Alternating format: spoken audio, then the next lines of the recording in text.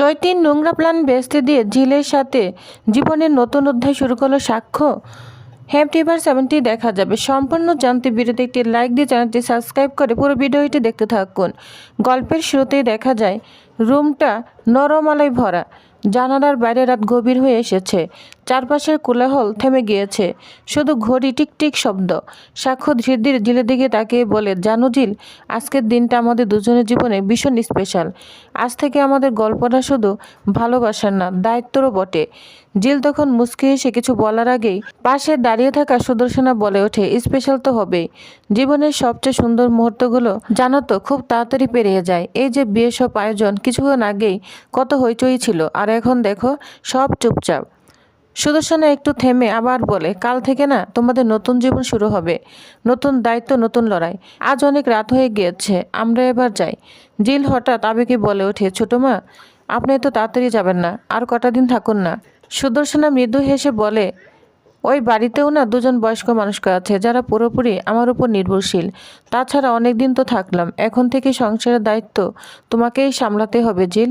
বুঝে শুনে চলবে, ঠিক আছে? ঝিল মাথা নাড়ে, বলে, চেষ্টা করবো ছোটো মা। তখনই সুদর্শনা ভ্রমর বেরোতে উদ্যত হয়। ঠিক তখনই ইচ্ছে করে নাটক শুরু করে চৈতি। হঠাৎ চৈতির মাথায় হাত দিয়ে বলে, ও আমার মাথাটা না খুব ঘুরছে, শরীরটা না একদম ভালো লাগছে না। তখন সুদর্শনা থমকে যায়, বলে, আবার কি হলো? চৈতি তখন দুর্বল কণ্ঠে বলে, বিয়ে বাড়ি এত কাজ, শরীরটা না সইছে না।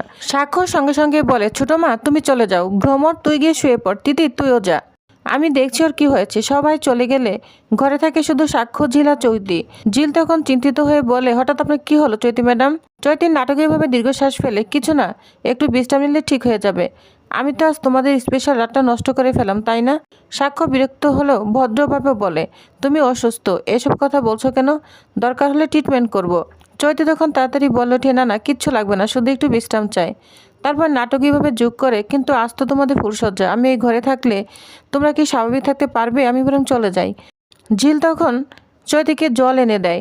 চৈতি জল খেতে খেতে সাক্ষ্যর দিকে তাকিয়ে বলে, বিশ্বাস করো সাক্ষ্য, আমি ইচ্ছে করে এসব করিনি, পরিস্থিতির শিকার হয়েছিলাম। সাক্ষ্য তখন ঠান্ডা গলায় বলে, এই কথাগুলো এখন বলার কোনো মানে নেই, যা হওয়ার হয়ে গিয়েছে, দয়া করে এসব আর তুলিস না। ভিতরে ভিতরে চৈতির মাথায় একটা চিন্তা ঘুরছিল, যেভাবেই হোক ঝিলকে এই ঘর থেকে বের করতে হবে। কিন্তু মনে হচ্ছে এখনই ঝিলকে এই ঘর থেকে একদম বের করে দিই, তারপর সাক্ষ্য আর আমি থাকি। চৈতি তখন বলে, যাই হোক, এখন না শরীরটা অনেকটাই ভালো লাগছে। সাক্ষ্য, তুই না একটু বাইরে গিয়ে দাঁড়া, ঝিলের সাথে আমার কিছু প্রাইভেট কথা আছে। তখনই সাক্ষ্য বলে, প্রাইভেট কথা? কি প্রাইভেট কথা? আমার সামনে বলা যাবে না? তখন ঝিলের কথা ভেবে সাক্ষ্য বলে, ঠিক আছে তুই বল, আমি বাইরে দাঁড়িয়ে আছি। তখন চৈতি বলে ওঠে, শোনো না ঝিল, সাক্ষ্য না খুব ভালো একজন ছেলে, যার মধ্যে অনেক ভালোবাসা রয়েছে, আর ও কিন্তু খুব মেয়েদেরকে সম্মান করে, জানো তো। এরপরেই শোনার পরে ঝিল বলে, আপনি এত কি করে জানলেন? তখন চৈতি বলে, আমি তো ওকে অনেক কাছ থেকে দেখেছি, সেজন্য তুমি বুঝতে পারছো তো আমি ঠিক কি বলতে চাচ্ছি? তখন ঝিল বলে, না আমি বুঝতে পারছি না, আর এসব কথাই বা আপনি আমাকে কেন বলছেন সেটাও তো বুঝে উঠতে পারছি না। তখন চৈতি বলে, তোমার ভালোর জন্যই বলছি ঝিল, এটুকু তো আমি চাইতেই পারি। এই মেয়ে হয়ে তুমি একটু বুঝে শুনে আজকে রাতটা কাটিও, কেমন ঝিল? চৈতির কোনো কথাই পাত্তা দিতে চায় না। এরপর সাক্ষ্য বলে, কিরে চৈতি, তোর হলো প্রাইভেট কথা? তখনই বলে, হ্যাঁ হয়ে গিয়েছে। এরপর চৈতিকে বাইরে বার করে দেয় সাক্ষ্য, আর বলে, দেখ অনেক হয়েছে, অনেক রাত হয়েছে, তুই যা, তুই শুয়ে পড়। এরপর চৈতিকে নিজের ঘরে পাঠিয়ে দেয়, আর অন্যদিকে দরজার সিটকিনি আটকে দেয় সাক্ষ্য। তখন সাক্ষ্য ঝিলকে কাছে টেনে নেয়, একদম জড়িয়ে ধরে আদর করতে থাকে। এরপর ঝিল বলে, আচ্ছা তুমি আমাকে পেয়ে খুশি হয়েছ? তখন সাক্ষ্য বলে, আমি তো তোমাকে পেয়ে খুব খুশি হয়েছি, তুমি আমাকে পেয়ে খুশি হয়েছ? ঝিল বলে, আমি যে তোমাকে কোনোদিন পেতে পারি সেটাই তো কখনো ভাবিনি। তখন সাক্ষ্য বলে, সত্যি ঝিল, আমি না তোমাকে ভালোবেসে ফেলেছি। তোমার এই নরম চেহারা, তোমার এই সব কিছু দেখে আমি যেন চোখ ফেরাতেই পারি না। কিন্তু তুমি না আমাকে দেখে ওরকম করে তাকিও না, তাহলে মনে হয় যেন তুমি আমাকে পেয়ে খুশি হওনি। তখন ঝিল বলে, কি যে বলো না, আমি যে তোমাকে কোনোদিন পেতে পারি সেটাই তো ভাবতে পারিনি। আমার কপালে তুমি আছো সেটাই তো ভাবতে পারিনি। আমি আর কি সুন্দর করে বলবো, আমি আর কি সুন্দর বলো তো? তখন সাক্ষ্য বলে, মানুষের চেহারাই সৌন্দর্য নয়, মানুষের মনটাই হলো আসল সৌন্দর্য। তারপর ঝিল বলে, তুমি আমাকে ভালোবাসো তো? তখন সাক্ষ্য বলে, তোমার থেকে ভালো আমি আর কাউকেই বাসি না ঝিল, তোমাকেই আমি ভালোবাসি। ভালোবাসি বলেই তো তোমাকে আমি বিয়ে করতে পেরেছি। আর আমিও বুঝতে পেরেছিলাম যে তুমিও আমাকে ভালোবেসে ফেলেছো। তার জন্যই তো আমি কোনো রকম কোনো দ্বিধাবোধ করিনি, তোমাকে আমি বিয়ে করে ফেলেছি। তারপর ঝিল বলে, তোমাকে একটা কথা জিজ্ঞাসা করব? তখন সাক্ষ্য বলে, হ্যাঁ বলো না। তখন ঝিল বলে, আচ্ছা চৌতি ম্যাম কি তোমাকে ভালোবাসতো? তখন সাক্ষ্য বলে, এই কথা তুমি কেন জিজ্ঞাসা করলে? আচ্ছা তোমার কথাটা কেন আসলো?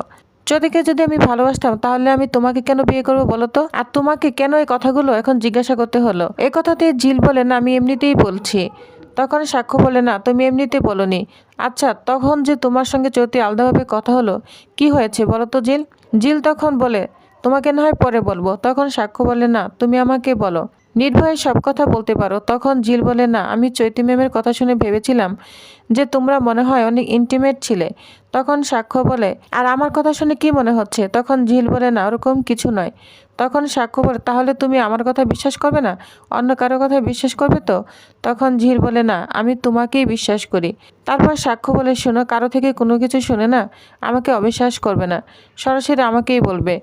আমি তোমার সব কথার উত্তর দিব ঝিল। আমরা দুজন দুজনকে ভালোবাসি, আর একটা সম্পর্ক না বিশ্বাসের উপর টিকে থাকে। আর আমি চাই যে আমাদের মধ্যে বিশ্বাসটা সবসময় অটুট থাকুক, কোনো পরিস্থিতি যেন আমাদের বিশ্বাসটা ভেঙে না যায়।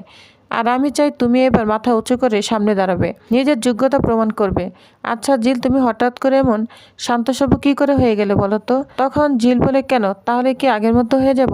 তখন সাক্ষ্য বলে, হ্যাঁ আমি না আগের মেয়েটাকেই ভালোবেসেছিলাম। তোমার চোখে আমি সবসময় আগুন দেখতে চাই। তুমি সবার সঙ্গে না হও, তুমি আমার সঙ্গে আগের মতোই থাকবে। তোমাকে আমি আগের মতোই দেখতে চাই, সেই রাগ জেদ সব কিছু। তোমাকে এবার নিজেকে প্রমাণ করতে হবে আমি তোমার পাশে আছি ঝিল, কিন্তু তোমার হয়ে আমি সব কিছু সবসময় মোকাবেলা করতে পারবো না। তোমাকে তোমার সবটাই মোকাবেলা করতে হবে, অর্জন করে নিতে হবে। এবার নিজেকে নিজে প্রমাণ করো। তখন ঝিল বলে, আমি কি পারবো? সাক্ষ্য বলে, হ্যাঁ তুমি পারবে। আমি জানি তোমার মধ্যে সেই আগুনটা আছে। তোমার সেই আগুনটা দেখেই তো আমি তোমার প্রেমে পড়েছিলাম। তুমি না খুব স্নিগ্ধ, তোমাকে দেখলে আমি বারবার করে প্রেমে পড়ি। সত্যি কথা বলতে আমার লক্ষ্মী বউ, অনেক রাত হয়েছে, তুমি ঘুমাবে না? তখন ঝিল বলে, হ্যাঁ অনেক রাত হয়েছে তো, ঘুমাতে তো হবে। তারপর ঝিল খুব খুশি হয়ে যায় আর বলে, সত্যি তোমাকে পেয়ে না আমি খুব খুশি হয়েছি। তখন সাক্ষ্য বলে, এবার আমাদেরকে না দুজন দুজনের হাত ধরে সামনের দিকে এগিয়ে যেতে হবে, বুঝতে পেরেছ? তখন ঝিল বলে, বুঝতে পেরেছি। এদিকে সাক্ষ্য মনে মনে ভাবতে থাকে, চৈতি আবারও গন্ডগোল করার চেষ্টা করছিল, কিন্তু চৈতিকার কোনোভাবে আমাদের ব্যাপারে নাক গলাতে দিলে চলবে না। যতবার আমাদের ব্যাপারে নাক গলাবে ততবারই আমাদের সমস্যা বাড়বে। এর মাঝে সাক্ষ্য রীতিমতো ঝিলকে জড়িয়ে ধরে আর বলে, ঝিল আজকে না আমাদের দিনটা আমাদের কাছে খুব স্পেশাল। এদিন না আমাদের আর কখনোই আসবে না। কালকে থেকে আমাদের জীবনের একটা নতুন জগৎ শুরু হয়ে যাবে। ঝিল বলে, আমি তো তোমাকে কিছুই উপহার দিতে পারলাম না। সাক্ষ্য বলে, তাতে কি হয়েছে, তুমি একদিন নিজের পায়ে দাঁড়িয়ে ঠিক আমাকে উপহার দিবে। তখন ঝিল বলে, ঠিক বলেছ, আমি গান করব, আরও ভালো করে শিখবো সব কিছু। তারপর যখন আমার ইনকাম হবে সেই ইনকামের টাকা দিয়ে আমি তোমাকে ভালো কিছু উপহার দিব। এটা শোনার পর সাক্ষ্য অনেক খুশি হয়ে যায়, আর সাক্ষ্য খুশিতে ঝিলকে জড়িয়ে ধরে। তো ভিউয়ার্স, তাহলে এই ছিল আজকের গল্প। কেমন লাগলো অবশ্যই জানাবেন। পরবর্তী আপডেটের জন্য সাবস্ক্রাইব করতে ভুলবেন না। ধন্যবাদ।